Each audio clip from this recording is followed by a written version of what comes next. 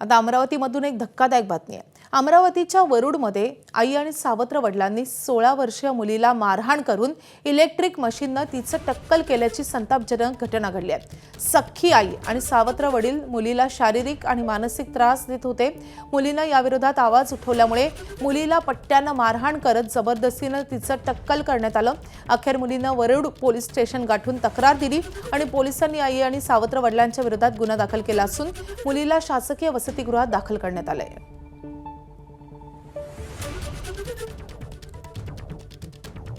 आपल्यासोबत यावर बोलण्यासाठी बालकल्याण समितीचे सुचिता बर्वे मॅडम आहे। नेमकं मॅडम का एवढं मानसिक त्रास दिला तिला, शारीरिक त्रास दिला आणि केस कापले, टक्कल केलं तिला?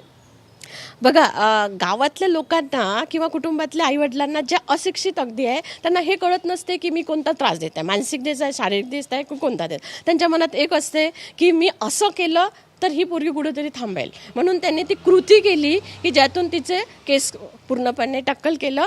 की एक धारणा असते ना बाईच्या बद्दलची, अशी शिवी पण देतात, काप तिचे केस, कर तिला असं, कर तिचं तसं, असं जे महिलांबद्दल बोलल्या जाते ना, हीच वृत्ती इथे दिसते आहे की त्या मुलीला जर टक्कल करून टाकलं तर ती कोणा मुलासोबत बोलणार नाही, कोणता मुलगा तिच्यासोबत बोलणार नाही, अशी वृत्ती तिच्या आईची असेल, तिच्या वडिलांची असेल, म्हणून त्या पद्धतीने तिचं केशवपन केलं, म्हणजे पूर्ण टक्कल केलं असं दिसून आलं त्यामध्ये। जेव्हा मुलगी आमच्याकडे फक्त याच्यासाठी आली होती की हिला कुठेतरी आम्हाला बालगृहात ठेवायचं आहे एवढ्यासाठी आली होती, पण समितीच्या हे लक्षात आलं की तिचं टक्कल केलं आहे, तर का केलं, कोणी केलं, कसं केलं। जेव्हा त्याच्या आतमध्ये सगळी समिती, जेव्हा आम्ही चर्चा करतो, बोलतो, तेव्हा आतमध्ये जेव्हा गेलो तेव्हा तिने सांगितलं की माझ्या आईने माझे केस कापले।